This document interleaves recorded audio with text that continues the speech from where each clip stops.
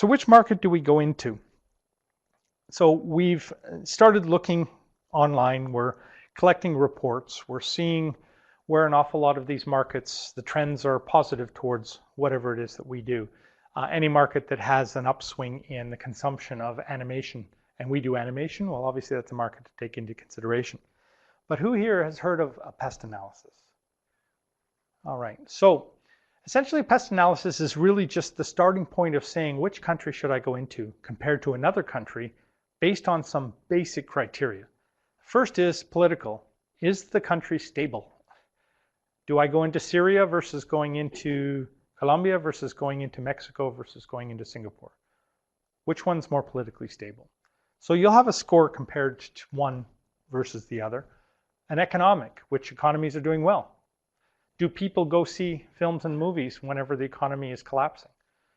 When inflation's up 600%, when you're struggling just to get by? Well, no, obviously those markets are a little less of an opportunity.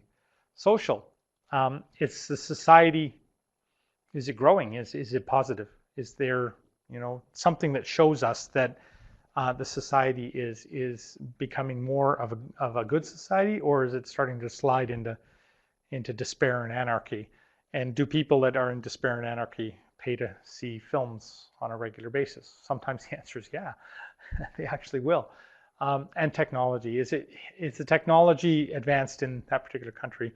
There are Vietnam, and I think it was Eastern Germany at the time, were the most advanced internet I'd ever experienced in my life.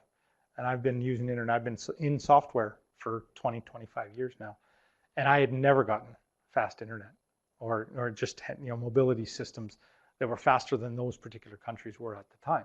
And that's because they skipped over everything and went straight for the 5G and didn't even bother trying to look back and put in anything like a telephone cable into an apartment building. They just went almost straight to mobility, and the networks are really fast. So some markets are actually a little bit better for technological advancements versus others. So there are a bunch of different PEST analyses where you might also take how do they view environment, the legal systems, ethics, and demographics. But I always kind of think of that more as just part of the secondary research.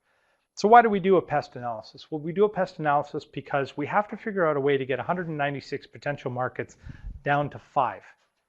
So that those 5 are the ones that are very specific to what we do. Well, the starting point is this base PEST analysis. If you sell content that needs to be sold into a society that loves their children and the kids are getting great education and it's little Einstein's type of content, then that particular aspect here of social and economic become very critical. Because unfortunately, societies that are not economically advancing or in fact struggling, or where there's massive gaps of rich versus poor, or even access to television or even access to the internet, will obviously not necessarily be those particular markets that your content is going to play well into compared to other markets. That's all this is. This is not saying one is better. It's saying one is slightly better than another specific to your particular content or your particular customer or your buyer. And that's important because what we're not trying to do here is to say that country bad, this country good. There are some countries where I would strongly recommend selling content in because they haven't had content in the past. And yet now all of a sudden they've opened up, they got their own video on demand platform, and they're starving for content, and they love cartoons or children's programming from Canada. So Uzbekistan, things like that, where yes, there's lots of censorship, but you got 30 or 40 million people that might be very interested in a particular piece of content. Now the market's hard to get into, and there's a whole pile of chaos, and you kind of got to ask yourself, is that the right market, and am I capable of doing that, and what are my expectations? But fundamentally, you use this as a starting point. And we'll talk a little bit more about the next 20 criteria as you start to assess and get deeper into which particular market you should be going into.